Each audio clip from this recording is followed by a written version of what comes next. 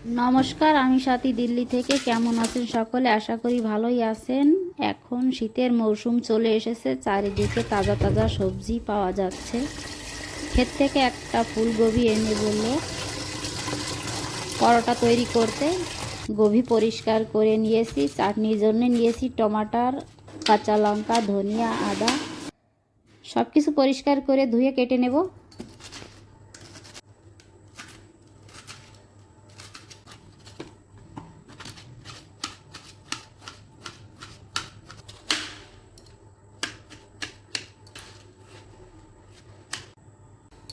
কদ্দুকস নিয়েছি, গোবি ঘিষে নেব, উপরের ফুলটাই রেখে ডান্ডিটা ফেলে দেব। একদম বারিক বেরিয়েছে। গোবির উপরে লবণ ছড়িয়ে দিয়েছি, অবশ্যই ভিডিওটা মিস হয়ে গেছে। লবণের সঙ্গে মিলিয়ে কিছুটা সময় রেখে দিলাম। চাটনির জন্য কড়াইতে তেল দিয়ে দিয়েছি, তেলের উপরে জিরা, আদরক, টমাটার একটু চালিয়ে স্বাদ মতো লবণ, কাঁচা লঙ্কা, একটু ঢাকা দিলাম। ঢাকন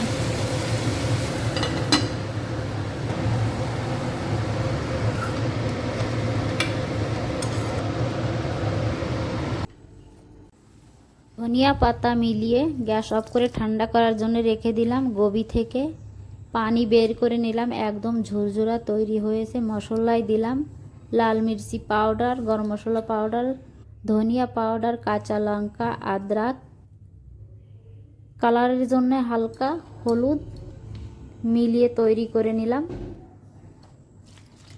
আটায় স্বাদ মতন লবণ, জল দিয়ে রুটির জন্য তৈরি করে নিলাম।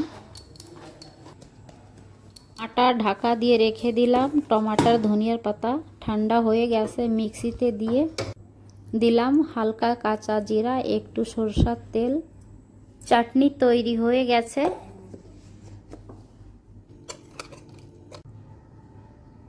আজকের রেসিপি হলো ফুলকপির পরোটার সঙ্গে টমেটো ধনিয়া পাতার চাটনি। অবশ্যই সকালের জন্য সুন্দর একটা রেসিপি। সকলেই পরোটা খেতে খুব পছন্দ করেন। কে কী পরোটা খেতে পছন্দ করেন একটু জানাবেন, তাহলে ঝটপট পরোটাগুলো তৈরি করে নিই। সকলকে ভিডিওগুলো দেখার জন্য অনেক অনেক ধন্যবাদ।